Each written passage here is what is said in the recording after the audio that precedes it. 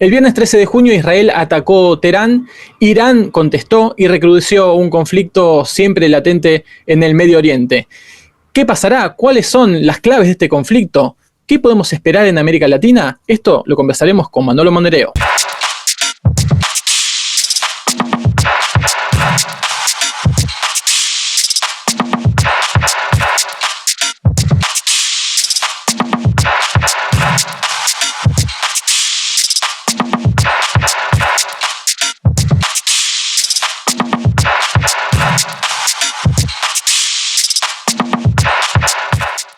Y ya estamos entonces en NTV Info con nuestro invitado del día, que es Manolo Monereo, que es politólogo español, es analista de política internacional, fue diputado por Unidas Podemos en el Estado español, y bueno, vamos a conversar con él todo lo que está aconteciendo en el mundo con esta escalada violenta en el Medio Oriente. Manolo, gracias por venir. Gracias a vosotros. Bien, para empezar a dialogar un poco, ¿cuáles son las claves que tenemos que tener en cuenta para entender este conflicto o esta parte del conflicto en la que Israel hace, bueno, un ataque sobre Teherán, que es respondido, y bueno, estamos mientras se graba esto, en días convulsos, en donde todo parece ser adrenalínico y posiblemente cambiante? ¿Cómo podemos entender este tema? ¿Con qué claves, dirías vos? Yo, fundamentalmente, hay que tener siempre una visión de lo que pasa, ¿no? Global, ¿no? Esto es como tú has dicho, es una parte de un conflicto global. ¿Y cuál es ese conflicto global, no? Ese conflicto global es el inicio de una larga transición geopolítica, de un mundo unipolar dirigido y organizado por Estados Unidos y el Occidente colectivo, a un mundo multipolar donde las normas, las instituciones y la hegemonía ya no la tendrá Estados Unidos. El gran problema es que eso genera toda una serie de líneas de fractura donde las capas tectónicas chocan y donde ese choque produce conflictos que son ya muchos de ellos militares. Hay algunos que piensan que hemos iniciado una tercera guerra mundial y que estos son o los prolegómenos o la introducción general a esa guerra mundial. En ese contexto, como verás, hay 4 conflictos abiertos en el mundo hoy, 4. Hay uno en Ucrania, que es un conflicto por delegación entre la OTAN y Rusia. Hay un conflicto más lejano para ustedes, pero cada vez más cercano para nosotros, que en el Sahel, que es un conflicto muy importante, donde está básicamente chocan China y Rusia frente al occidente colectivo y frente, en este caso, muy directamente a Europa. Hay un tercer conflicto, que es en la zona del mar de China Meridional, cuyo epicentro es Taiwán, y que es la articulación de lo que podemos llamar la línea de oposición y de asedio por parte de Estados Unidos y de Gran Bretaña frente a China. Y luego está el viejo conflicto siempre permanente, que es el conflicto de Oriente Medio, Oriente Próximo, que es el que estamos viviendo ahora mismo. Entonces, en este marco general, los actores se mueven, se movilizan, ¿no? Y lo que estamos es en un proceso que se ha acelerado mucho desde el inicio del conflicto entre la resistencia armada palestina, sobre todo gazatí, e Israel. En ese conflicto se puede decir que se ha concentrado allí todo lo que podemos llamar el conflicto global. Y estamos en un proceso de reorganización del sistema de dominio de Estados Unidos y del occidente colectivo en la zona, que, como verá, tiene una larga data, pero que se ha acelerado mucho, ¿no? No se puede olvidar que ese conflicto tiene que ver con Líbano. Ese conflicto se ha resuelto nada más y nada menos que cayendo el régimen de Assad en Siria. Hay un conflicto muy fuerte en Yemen y en parte de la zona, y hay un conflicto permanente entre Israel e Irán, que esta vez Israel quiere solucionar definitivamente.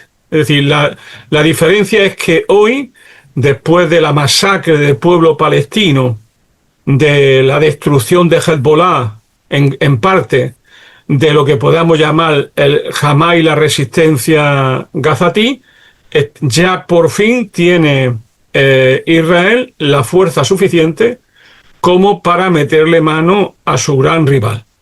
Y obviamente esto no tiene nada que ver ni con armas nucleares ni energía nuclear. Esto es un asunto estrictamente de poder, que lo que quiere hacer Israel es muy simple, relativamente simple de decir, difícil de hacer, que es cambiar el régimen iraní por un régimen más aceptable para los intereses del gran Israel, que es lo que defiende Netanyahu, como ya han hecho en Siria, ¿no?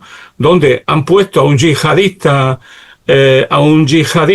terrorista, según su nomenclatura, y a su vez este señor ya es una persona razonable, es bueno, y siendo yihadista es aliado estratégico también de Estados Unidos y en parte del propio Israel. Es decir, ese es el marco general, y ahora lo que tenemos por delante es si va a intervenir directamente Estados Unidos, indirectamente ya está interviniendo, y cuándo lo va a hacer.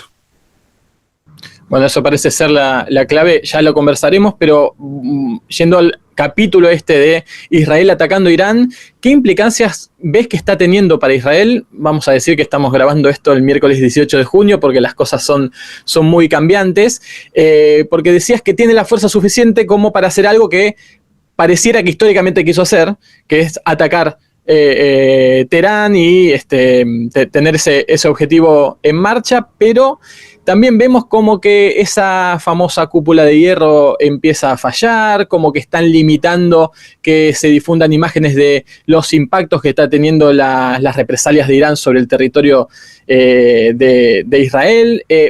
¿Vos creés que se esperaban esto? ¿Está teniendo implicancias para Israel no previstas? ¿Cómo lo estás viendo? Cuando he dicho que tienen la fuerza suficiente es porque ellos calculan que van a tener ayuda, porque ya la tienen. Es decir, hasta ahora, ¿cuál ha sido la mecánica? La mecánica es, llega Israel e Israel te ataca. Entonces, una vez que te ataca, salen todos los portavoces del mundo mundial, todos los grandes hombres de la paz que critican las intervenciones extranjeras, que se oponen a los ataques preventivos, que defienden el orden internacional basado en normas. Bueno, pues estos señores salen y siguen diciendo, Israel ha intervenido, ahora bien, ustedes no pueden devolvérsela a Israel. Ustedes tienen que arrastrar el riesgo y desde ahí ustedes no pueden hacerlo. Si ustedes atacan a Israel, nosotros le atacaremos a ustedes. Entonces, esa ha sido la mecánica hasta ahora. Entonces, cada vez que Irán intenta devolvérsela, ¿qué ocurre? Que hay toda una muralla de artefactos, de misiles, de aviones, de una y otra instrumental, siempre potentísimo, donde están todos los aliados de Israel. Es decir, especialmente Gran Bretaña y Estados Unidos. Luego se suma siempre Jordania, y luego, cuando ya la cosa está un poco complicada, siempre acaba apareciendo Arabia Saudita. Como verás, todos maravillosos países árabes y musulmanes, que son aliados estratégicos del Estado de Israel. Entonces, en esa coyuntura estamos. ¿Qué ocurre? Que esta vez Israel ha ido muy lejos, porque esta vez ya va a solucionar el problema. Y el problema es cambiar de equipo dirigente. Ahora bien, eso no lo puede hacer solo. No tiene fuerza para hacerlo solo. ¿Qué ha demostrado esta experiencia? Que aunque ha sido muy golpeado Irán, sin embargo, Irán tiene todavía la capacidad de retorsión, de devolvérsela a Israel, y seguramente todavía no conocemos toda la capacidad destructiva que tiene Teherán, en este caso, o Irán. Entonces, hoy estamos en este momento. Israel quiere resolver el problema, ha situado el problema no ya al límite, sino sobrepasando todos los límites, y ahora le dice a papá Estados Unidos, papá, tienes que echarnos una mano porque vamos a resolver el problema. ¿Y qué ocurre? Que el gran pacificador, el hombre que iba a sacar a Estados Unidos de todos los conflictos, está metido en todo, y ahora va a hacer lo que no hizo Biden. va a hacer lo que no ha hecho Biden, que es, yo estoy casi convencido, que es intervenir militarmente. No sé hasta dónde va a intervenir. Si simplemente va a liquidar lo que ellos llaman la infraestructura energética nuclear de Irán, eso tiene, por cierto, puede tener consecuencias medioambientales muy graves. Si van a quedarse ahí o van a también acompañar a Netanyahu a la tarea de imponer un nuevo régimen títere de ellos en Irán. Bueno, en esa es donde estamos y esto es lo que vamos a ventilar en estos días. ¿Es posible, según tu mirada, que Israel hubiera hecho este ataque sin tener el explícito apoyo de que Estados Unidos va a sumarse, por más que sea un aliado histórico? Parece ser que sin avisar que esto va a pasar, ¿Israel lo hubiera hecho igual? ¿Cómo crees? Ellos han avisado. O sea, el problema es que, vamos a ver, es que nos cuesta trabajo entender la relación entre Israel y Estados Unidos. Vamos a ver. Israel no es un aliado de Estados Unidos. Es un actor interno en la política norteamericana. O sea, Bibi Netanyahu es el líder moral y político de los neocon bipartidistas en Estados Unidos. O sea, Bibi es un personaje de la política norteamericana que hace 30 años que viene diciendo que va a haber bombas, que Irán está a punto de tener bombas. Lleva 30 años diciendo. Entonces, Bibi Netanyahu es el auténtico líder moral y político de los neocons norteamericanos. Y es un actor interno en la política norteamericana. ¿Qué significa ser un actor interno? Que tienen poder de veto. En Estados Unidos nadie puede ser presidente norteamericano si no tiene el apoyo de los lobbies pro-israelitas, que son enormes y tienen un peso fundamental. Leí hace poco que todos los senadores norteamericanos han sido financiados en gran medida sus campañas por el mismo lobby israelita. Entonces, este es el elemento central. Por eso todavía es más presente esta vocación pro-israelí en Donald Trump, que le viene además por núcleo familiar, donde tiene una presencia activísima en lo que es la mentalidad y la cultura de Donald Trump, el mundo israelita. Entonces, desde esa perspectiva, yo creo que Israel siempre juega sabiendo que tiene siempre a Estados Unidos detrás. ¿Y eso qué significa? Significa una cosa muy importante. Le avisan lo que van a hacer y cuando tienen dificultades, papá, puedo tener peligro. Entonces, rápidamente se une. Pero no solo Estados Unidos, sino fundamentalmente Europa. Ahí va. Por ejemplo, en estos días el señor Merz, el canciller alemán, ha dicho dos afirmaciones muy serias. La primera es que si no cambia la política de Irán, debe de ser destruido. Simplemente. Y la segunda es, estos están haciendo el trabajo sucio nuestro.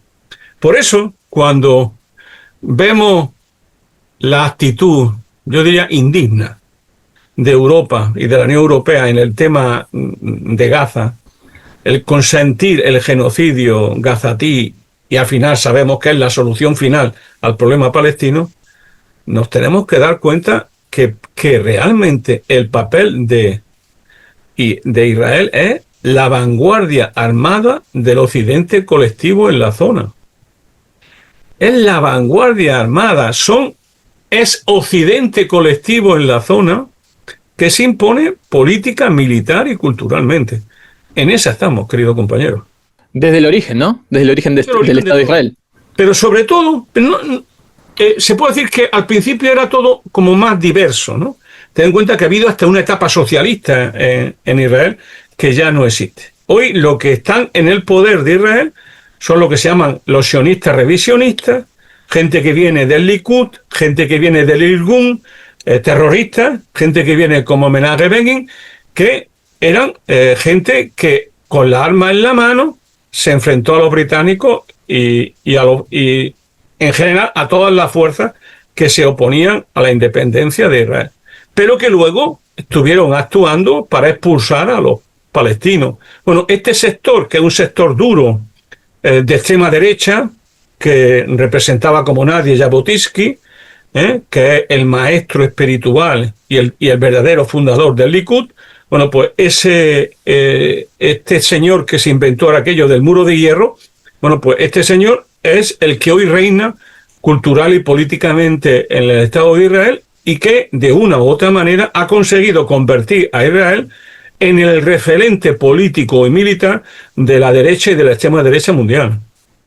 Y en este escenario que nos dibujás, Manolo, en donde aparece el declive de la hegemonía de Estados Unidos, ¿qué rol está jugando China y cuál podría jugar? Porque ahí está también como la pelea de fondo a todos estos movimientos que nos mencionabas al comienzo, ¿no?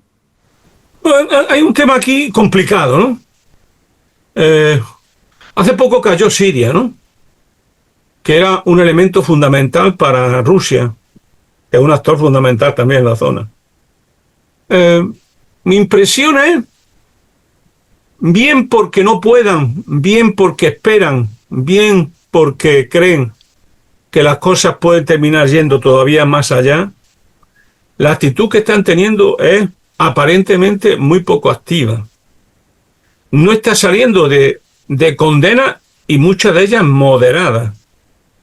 Bien porque todavía no han calibrado la figura de Donald Trump, bien porque esperan que Donald Trump pueda tener un cierto desarrollo en esto de la pacificación, bien porque el conflicto OTAN-Ucrania está en un punto álgido, en general, y luego que China, de alguna manera, es un país que se mueve en estas cosas con lentitud y siempre sopesando mucho los pros y los contras.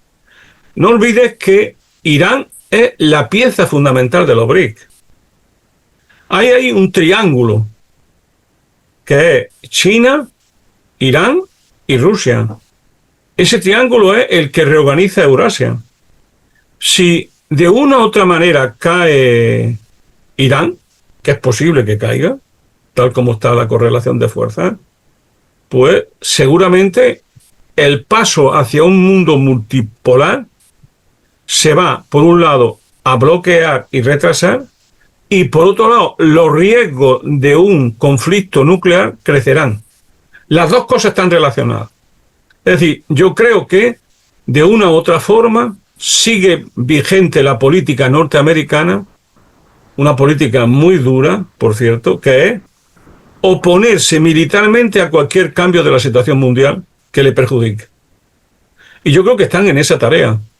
Donald Trump cizaguea, amenaza, dice cosas, dice lo contrario, pero al final no hace una política muy diferente a la de Biden.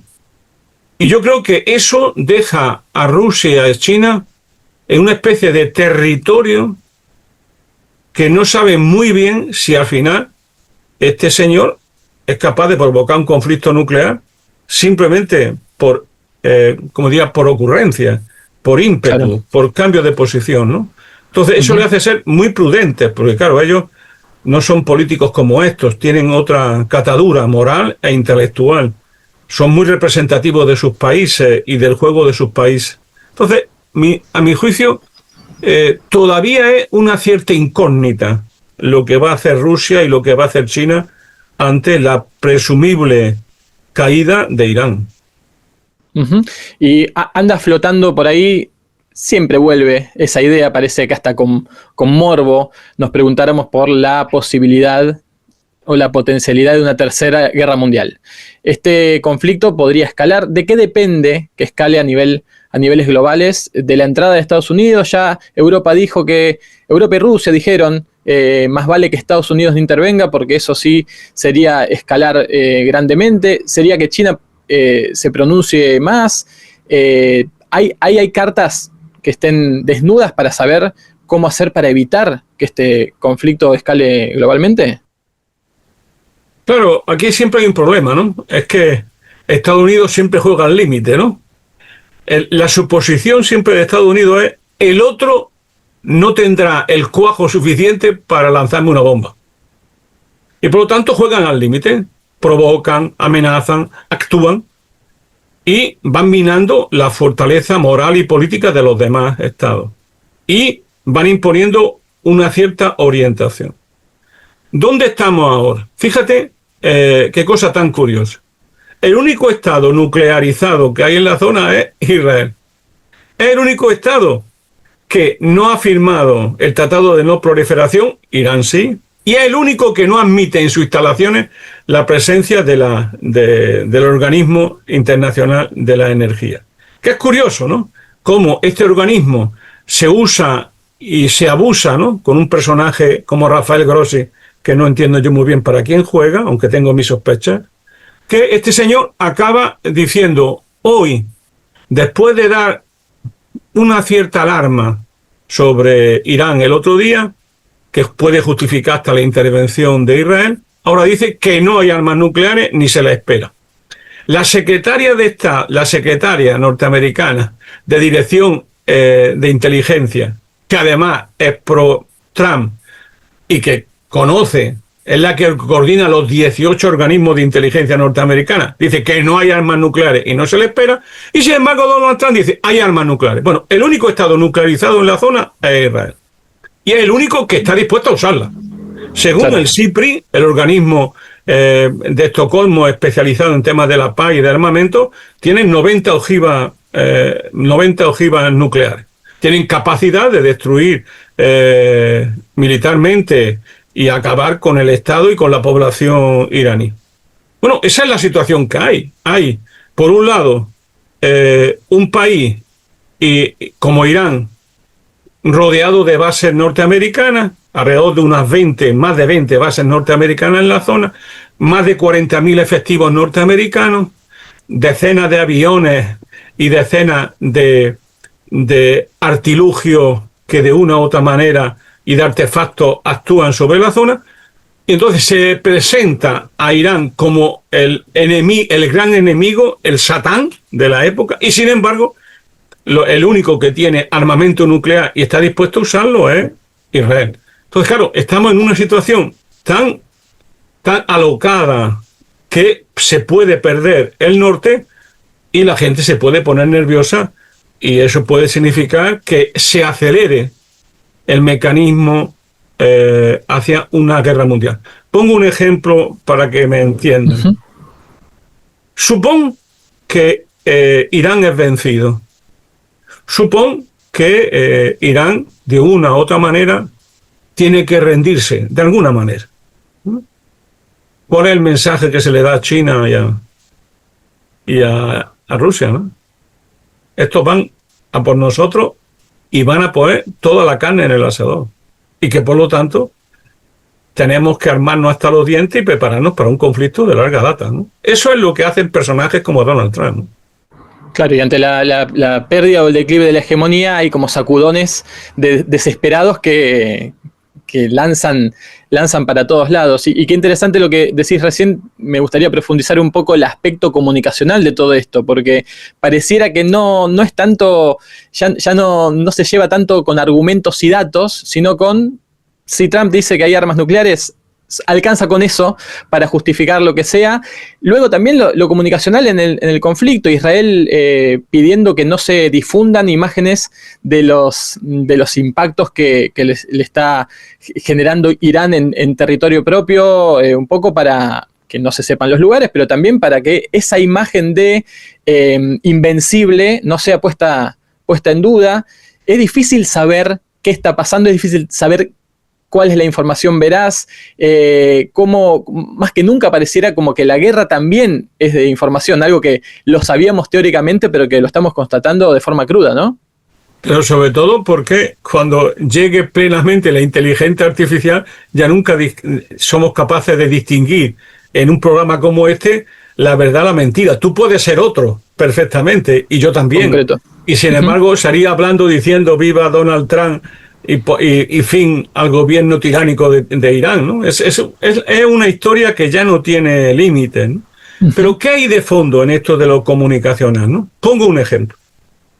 Si hoy te fijas en la prensa, ya no hay agresores. El agresor es Irán. El que manda bombas es Irán. Fíjate tú todo el trabajo que han hecho durante años diciendo Rusia agrede a Ucrania. Rusia agrede a Ucrania. No se puede comparar el agresor al agredido. El agredido tiene el derecho a la defensa. El agresor no. Aquí es todo al revés. O sea, ahora estamos en un mundo al revés. Y todo eso con el antecedente del genocidio del pueblo palestino.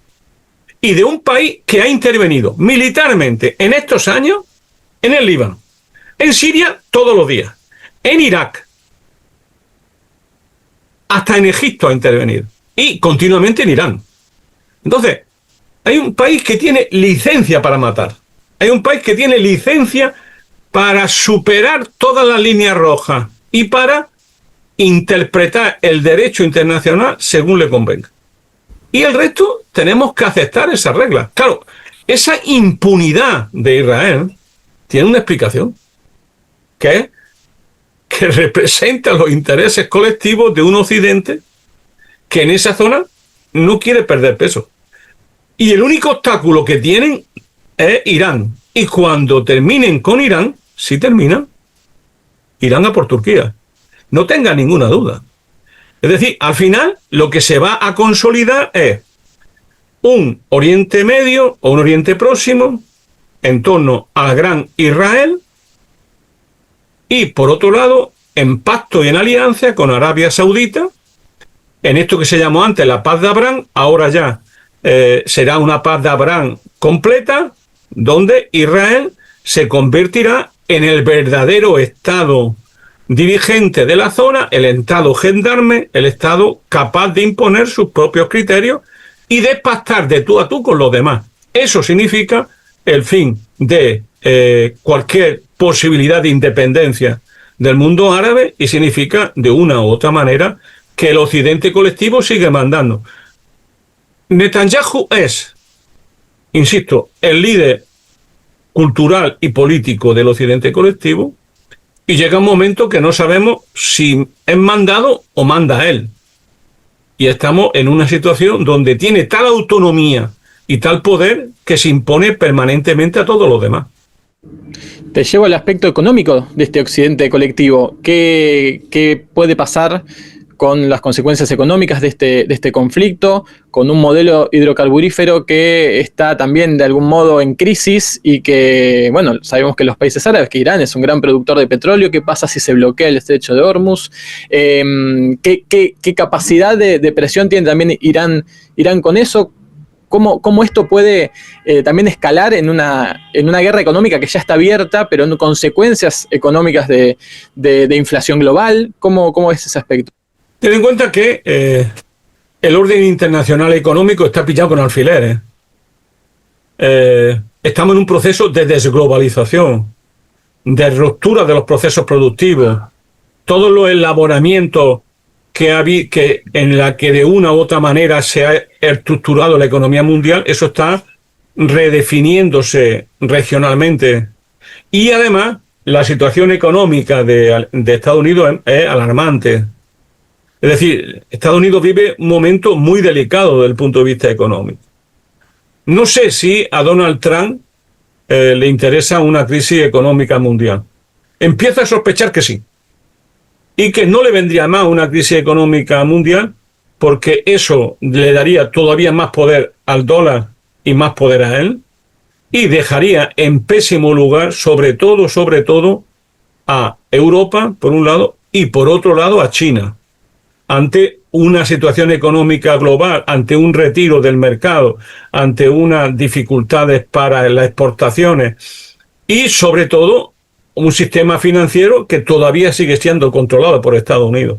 Entonces, mi impresión es de que estamos al borde de coincidir, como ya ocurrió con la guerra de Yom Kippur del año 1973, la famosa crisis del petróleo, que hoy lo podemos tener, porque se habla mucho de que el mundo del petróleo está agotado, que ya no tiene la influencia que antes, pero sigue siendo decisivo. Fíjate si sigue siendo decisivo, que todavía sigue provocando guerra. Y no es poquita cosa, no es poquita cosa. Y es porque las energías alternativas son todas problemáticas, exigen cambios profundos del modelo productivo hasta del modelo social, y eso hoy por hoy no se vislumbra en lo que podemos llamar las expectativas generales, ¿no? Mi impresión es que estamos bordeando una crisis económica que está latente, porque está latente la hegemonía de Estados Unidos, ¿no? Y ya para terminar, Manolo, ¿qué podemos esperar en América Latina? Tanto con estas consecuencias económicas y sobre el modelo energético que pueda tener este conflicto, como las consecuencias sobre el conflicto de fondo, como describías Estados Unidos-China. Pienso en Chancay, pienso en Venezuela, pienso en el Canal de Panamá, pienso en la Argentina de Milei, que está aliada a Israel, o a los aliados que tiene Estados Unidos, El Salvador, Ecuador. ¿Qué se nos configura en América Latina en el corto plazo? Yo creo que es uno de los territorios en disputa, ¿no? En este nuevo orden internacional multipolar. Y mi impresión es que ha aparecido un fenómeno que no es nuevo, pero que tiene, a mi juicio, mucha fuerza, ¿no? Que es algo así como las clases dirigentes latinoamericanas se adelantan a la posible crisis de Estados Unidos y se alían con él incondicionalmente. Es decir, la sensación que tienen las clases dirigentes argentinas, chilenas, brasileñas, es que la garantía última de su poder es Estados Unidos. Para ellos Estados Unidos es la última ratio. Los que protegen la propiedad, los que protegen los negocios, los que protegen al mundo de los pobres, de los desarrapados, de las clases trabajadoras. Entonces, en esta nueva extrema derecha que aparece por todos lados, lo que hay es como un adelantarse al tiempo, ¿no? Una idea de que ya basta este discurso democrático, social, que eso ya acabó, que ahora vuelve pues una especie de democracia de baja intensidad, con escaso poder, con libertades públicas restringidas, una democracia simplemente oligárquica y electoral. Y yo creo que eso es lo que viene ahora. Y además que coincide con lo que podemos llamar el fracaso de la segunda onda de la izquierda en América Latina, que está fracasando estrepitosamente en casi todas partes, cuyo ejemplo más dramático es lo que está pasando en Bolivia, ¿no? Que es una guerra civil en la izquierda que en uno de los lugares donde más había avanzado social y políticamente y étnicamente como Bolivia, en los lugares donde hoy la derecha puede volver, y qué derecha, ¿no? Ya la conocimos en el golpe de Estado contra Evo Morales, ¿no? Entonces yo creo que la situación ahora mismo en América Latina es de refundación, ¿no?